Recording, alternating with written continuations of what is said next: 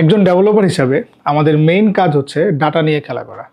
Users যে ইনপুটগুলো দিবে সেই ডাটাগুলো ঠিকঠাক মতো স্টোর করা, প্রয়োজন মতো রিট্রিভ করা এবং ম্যানিপুলেট করা।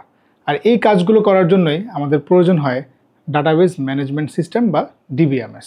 ডেটাবেজ ম্যানেজমেন্ট সিস্টেম আমাদের ডেটাকে সিকিউর, স্কেলেবল এবং মেনটেনেবল ওয়েতে স্টোর করতে সাহায্য করে।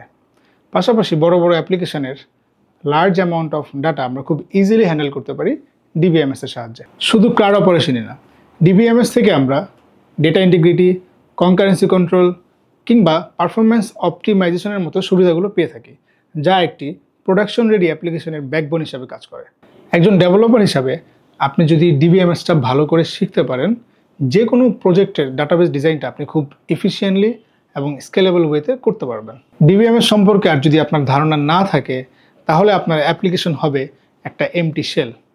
তাই ডিবিএমএস শিখুন এবং সাস্টেইনেবল সলিউশন তৈরি করুন।